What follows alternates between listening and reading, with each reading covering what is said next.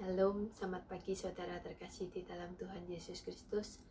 Renungan kita pada pagi hari ini terambil dari Yeskiel 39 ayat 23 yang berbunyi, "Dan bangsa-bangsa akan mengetahui bahwa karena kesalahannya kaum Israel harus pergi ke dalam pembuangan, sebab mereka berubah setia terhadap aku. Aku menyembunyikan wajahku terhadap mereka dan aku menyerahkan mereka ke dalam tangan lawan-lawannya. Dan mereka semuanya mati rebah oleh pedang." Jika kita membaca ayat di atas, apakah pandangan kita terhadap Tuhan? Apakah Allah itu jahat karena menghukum umatnya sedemikian rupa? Jawabannya tidak.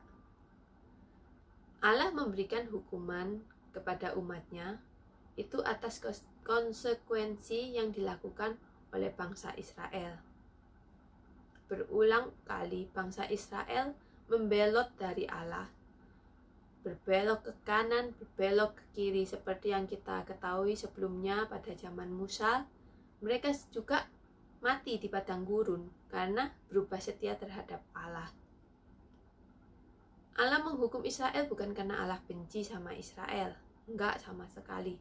Justru karena Allah menyayangi bangsa Israel, karena Allah menganggap bangsa Israel sebagai milik kepunyaannya. Maka Allah memberikan hukuman sebagai cara Allah mendidik bangsa Israel, agar bangsa Israel ini bertobat kembali ke jalan yang benar. Begitu juga dengan kita. Pada waktu kita melakukan kesalahan, bukankah orang tua kita mengingatkan kita? Bukankah orang tua kita memukul kita, menghajar kita? Bukan karena mereka benci sama kita, tapi karena kasih mereka. Mereka itu sayang sama kita. Mereka itu nggak pengen melihat kita terjerumus ke hal-hal yang tidak benar. Mereka tidak ingin kita menyesal di kemudian hari, karena sesuatu yang kita lakukan mungkin akan merusak masa depan kita. Ibrani 12 ayat 6-7 berbunyi, "Karena Tuhan menghajar orang yang dikasihinya dan menyesal setiap orang yang diterimanya sebagai anak. Jika kamu menanggung hukuman, Allah memperlakukan kamu sebagai anak, karena tidak ada anak yang tidak dihajar oleh ayahnya."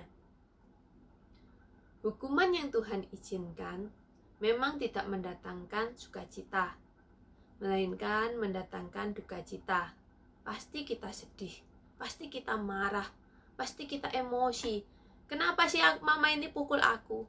Kenapa sih Tuhan ini marah sama aku? Kenapa sih Tuhan ini meninggalkan aku? Pasti ada perasaan-perasaan seperti itu.